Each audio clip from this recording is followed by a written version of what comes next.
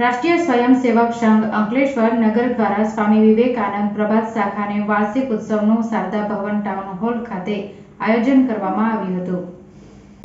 રાષ્ટ્રીય સ્વયંસેવક સંઘ ફક્ત સંગઠન જ નથી પણ અનુશાસન, દેશભક્તિ અને ભારતીય સંસ્કૃતિનું પ્રતીક છે. આપણું આ રાષ્ટ્રવાદી સંગઠન રૂપી નાનું બીજ આજે વટવૃક્ષ બનીને પોતાના વિચારો અને મૂલ્યોથી દરેક હિન્દુ મનમાં નિસ્વાર્થ ભાવથી દેશ પ્રત્યે સમર્પણ ભાવ જગાડી વ્યક્તિત્વ અને ચારિત્રનું નિર્માણ કરી રહ્યું છે. રાષ્ટ્રીય સ્વયંસેવક સંઘનો મુખ્ય ઉદ્દેશ તેના કાર્યકરો દ્વારા હિન્દુ સમાજની ધરોહરની રક્ષા અને હિન્દુ સમાજમાં એકતા દ્વારા રાષ્ટ્ર ઘડતર છે.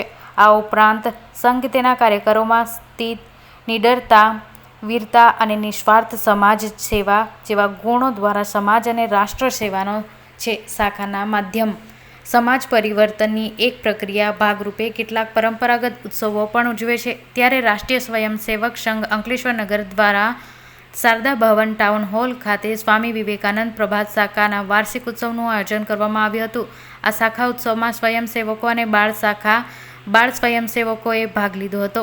આ પ્રસંગે વડોદરા વિભાગ સંચાલક બળદેવભાઈ પ્રજાપતિ, ભરૂચ જિલ્લા સહકાર્યવાહ કલ્પેશ પટેલ, અંકલેશ્વર નગર સંચાલક જવાહર વરેલાની અને સામાજિક કાર્યકર કિરણભાઈ મોદી સહિત રાષ્ટ્રીય સ્વયંસેવક સંઘના સ્વયંસેવકો હાજર રહ્યા હતા. નમસ્તે. આજે અંકલેશ્વર નગરની અંદર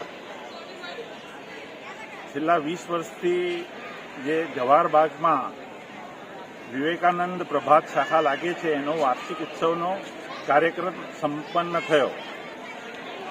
દર વર્ષની જેમ મોટી સંખ્યામાં સ્વયંસેવકો અને એમના પરિવારના સભ્યો સાથે કાર્યક્રમ થયો. આ કાર્યક્રમ નિમિત્તે અતિથિ વિશેષ તરીકે અંકલેશ્વરના જાણીતા ઉદ્યોગપતિ શ્રી કિરણભાઈ મોદી હાજર રહ્યા અને આપણા વિભાગના માનનીય સંચાલકજી શ્રી બળદેવભાઈ પ્રજાપતિ પણ ઉપસ્થિત રહ્યા.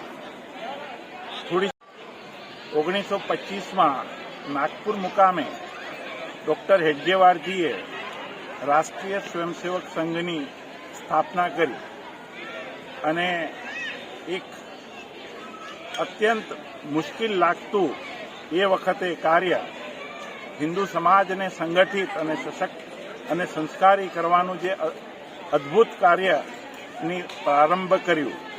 એ કાર્યને આજે 99 વર્ષ પૂરા થવા આવી રહ્યા છે અને એ નાનકડું બીજ આજે વટવૃક્ષ થઈ અને સમાજની સામે ઊભું થયું છે. સંઘનો પહેલા દિવસથી જે વિચાર હતો કે આખા વિશ્વને ભારત માતા માર્ગદર્શન આપે, વિશ્વગુરુ તરીકે ભારતને સ્થાપિત કરીએ, એ કાર્ય સમાજ થકી, સમાજના સહયોગથી સારી રીતે થઈ રહ્યું છે.